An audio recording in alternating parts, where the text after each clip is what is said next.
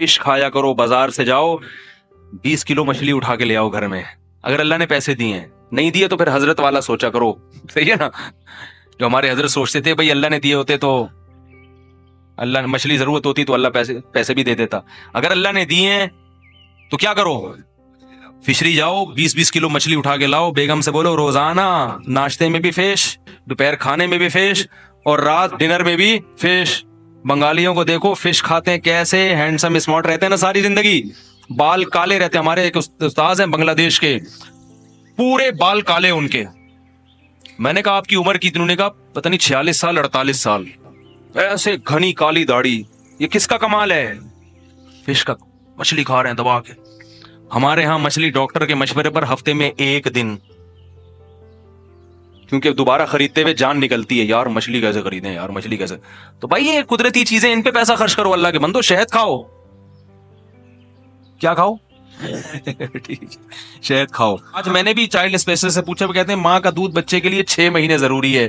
6 مہینے کے بعد ماں کے دودھ کی ویلیو اتنی زیادہ, پھر روٹی کی ویلیو. اس لیے میں کہتا ہوں بچوں کو 6 مہینے کے بعد روٹی کا ٹکڑا پکڑا دیا کرو. بولو بیٹا آپ روٹی پہ آ جا ڈائریکٹ, کیونکہ بچہ پھر بھی اگر دودھ پیتا ہے نا تو پیٹ بھر جاتا ہے, پھر وہ روٹی نہیں کھاتا, بھوک ختم ہو جاتی ہے. جب روٹی نہیں کھائے گا تو بڑا نہیں ہوگا. چائلڈ اسپیشلسٹ نے مجھے یہ بھی بتایا, اس نے کہا دیکھو مولوی صاحب آپ اگر روزانہ 2 کلو دودھ پی لو تو کیا طاقت آئے گی جسم میں؟ روٹی کھانا چھوڑ دو اگر. میں نے کہا نہیں بھائی وہ تو مرنے لگیں گے. اس نے کہا روٹی میں اللہ نے کیا رکھی ہے, دودھ ایک ایکسٹرا چیز ہے. کھانچا وانچا اگر کہیں میدے کا خالی رہ گیا ہے, جو روٹی وہاں تک پہنچ نہیں سکی, تو کھانچے بھرنے کے لیے کیا کیا جاتا ہے آخر میں, دودھ پی لو. دودھ اصل نہیں ہے.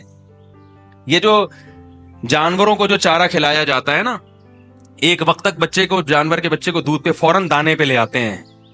تو میں نے مویشی والوں سے پوچھا, وہ کہہ رہے ہیں اگر بچے کو, بکری کے بچے کو دانا نہ کھلائیں تو وہ موٹا تازہ نہیں ہوتا. تو مائیں بھی بچوں کو دودھ پلا پلا کے نا, نقصان یہ ہوتا ہے کہ وہ روٹی نہیں کھاتے. ہاں روٹی پہلے کھلاؤ پھر دودھ پلاؤ, پہلے پیٹ بھر کے روٹی کھانا سیکھے وہ, پھر ایکسٹرا میں دودھ بھی ضرور, بہت فائدہ مند چیز ہے.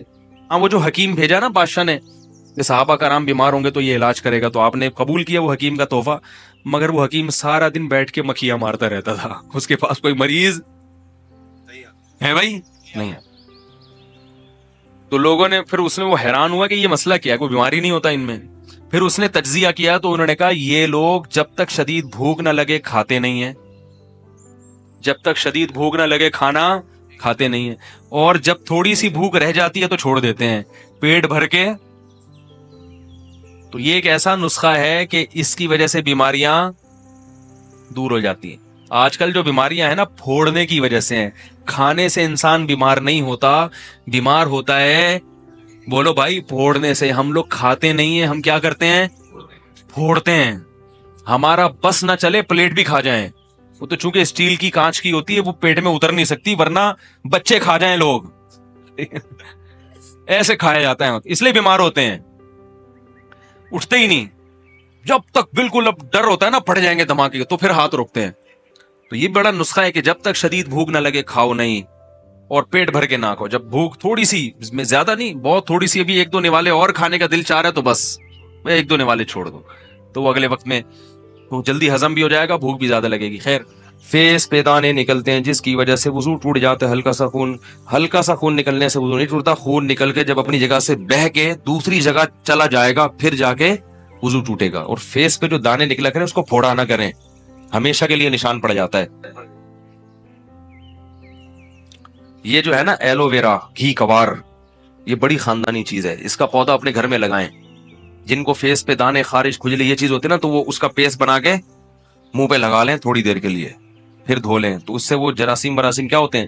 اور یہ جو کریمیں مارکیٹ میں آ رہی ہیں نا فیس کو فریش کرنے کے لیے, یہ فیس کا بیڑا غرق کر رہی ہیں. ایک ڈاکٹر کی بات بتاؤں, بہت بڑے ڈاکٹر ہیں, انہوں نے یہ بات کہی, میں نے خود براہ راست سنی ہے, کہ جو بھی چیز کھانے پینے کی جس کا ایڈورٹائز آ رہا ہے وہ نہ کھاؤ. نہیں آ رہی بات, ہر وہ چیز جس کا ٹی وی پر یا اخبار میں ایڈورٹائز آ رہا ہے کہ یہ صحت کے لیے بہت اچھی ہے, کھائیں, وہ کیا کرو, نہیں کھاؤ. ٹھیک ہے نا. کوئی آپ کی صحت کے لیے کوئی ایسی کمپنی اب تک وجود میں نہیں آئی ہے جو لوگوں کو صحت میسر کرنے میں کی کوشش میں لگی ہوئی ہو. جتنی کمپنیاں بنتی ہیں پیسہ کمانے کے لیے, کیونکہ صحت کے لیے جو چیزیں ہوتی ہیں ان میں وہ ذائقہ بسا اوقات نہیں ہوتا, سمجھ رہے ہو نا. تو ٹیسٹ گین, اب دیکھو ملائی, جو بلائی ہم کھاتے ہیں, جو پیکنگ کی بلائیاں ہیں ان میں ذائقہ اچھا ہوتا ہے, جو آپ بھینس کے دودھ سے اوپر اتارتے ہو اس میں ذائقہ ہوتا ہے, وہ ذائقہ نہیں ہوتا. تو یہ جو کمپنیاں ہیں نا یہ پیسہ کمانے کے لیے ہیں, یہ آپ کو صحت دینے کے لیے. صحت تو ڈاکٹر نہیں دے رہا آپ کو آج کل, اللہ ماشاءاللہ چند جو بیان میں بیٹھے ہوئے ان کے علاوہ ڈاکٹر جو ہے صرف وہی جو ڈاکٹر ہے وہ آپ کے ساتھ خیر خواہ نہیں ہے. تو کمپنیاں آپ کو جناب ایسی کریمیں دیں گی جس سے آپ کی جلد اچھی ہو جائے, وہ صرف شادی میں جانے کے لیے اچھی ہوتی ہے. کریم لگائی آپ نے ولی میں, مگر لوگ کہنے واہ بھائی ماشاءاللہ بڑی بڑا نور آیا ہوا ہے. 2 دن کے بعد وہ نور شارٹ, جو پہلے سے زیادہ بھی جو نحوست تھی نا معذرت کے ساتھ, نور بھی گیا اور پہلے سے زیادہ نحوست. شیمپو, میں الحمدللہ کبھی شیمپو میں نے اللہ ماشاءاللہ ہمیشہ صابن سے نہاتا ہوں. اسی وجہ سے میرے بال اب تک کالے ہیں, میرے جتنے بھائی ہیں ان کے بال دیکھو, میرے ابھی تک کوئی کالا کوڑا نہیں لگا رہے, سب کالے بال ہیں میرے.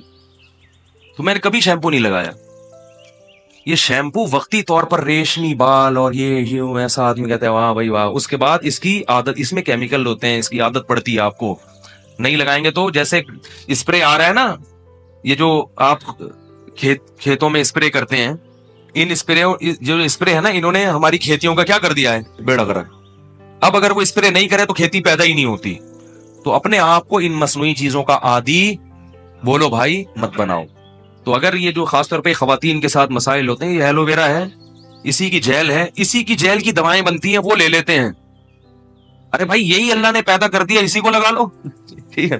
یہی کمپنی میں جائے گی, اس میں 2-3 چیزیں وہ اپنی طرف سے ملائیں گے, اس کو سیو کرنے کے لیے کیمیکل ڈال دیں گے, پھر وہی 10 گنا زیادہ قیمت پہ بیچیں گے. وہ لگا رہے ہیں لوگ جس میں سائڈ افیکٹ بھی ہیں.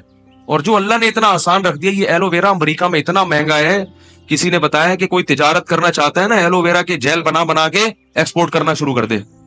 اور ہمارے ہاں یہ جگہ جگہ اگا ہوا ہوتا ہے. اس دن میں احسن آباد سے گزر رہا تھا, ایک آدمی نے اتنے ایلو ویرا کے پودے لا کے پھینکے, بولا یار یہ میں نے اٹھا لیے. وہ میں نے کہا لے بھائی, میں نے اپنے سب بچوں کو لے جا کے نا چمچے سے بھر کے کھلا دی. میں نے کہا کھا لو, کیونکہ یہ اس میں بڑے پروٹین ہوتے ہیں, بچوں کے لیے بہت مفید ہے یہ. تو اس طرح کی قدرتی چیزیں استعمال کر لیں. شیمپو ویمپو کی بجائے سر میں دہی لگا لیں معذرت کے ساتھ, صحیح نا, اپنے خرچے پہ انڈا ونڈا لگا لیں. تو شیمپو بھی کرنے تو کر لیں, گھر میں پھٹے بازی نہ کریں جا کے. وہ ایسا ہوتا ہے خواتین کے فون آتے ہیں, میاں نے شیمپو کی بوتلیں توڑ دی آپ کا بیان سن کے. اب اتنا نہ کریں, وہ استعمال اگر کر رہی ہے تو کرنے دیں, اس کو سمجھا دیں بیگم اس سے وقتی فائدہ ہے, باقی فائدہ نہیں ہے. مان جائے ٹھیک ہے, نہیں مانے تو بس چلو لے آؤ شیمپو لے آؤ. کوئی حلال و حرام کا مسئلہ نہیں ہے, کوئی جنت, اور یہ نہیں کہ جو شیمپو نہیں لگائے گا وہ جنت میں جائے گا اور جو شیمپو لگایا وہ کہاں جائے گا, جہنم. اتنا بڑا مسئلہ نہیں.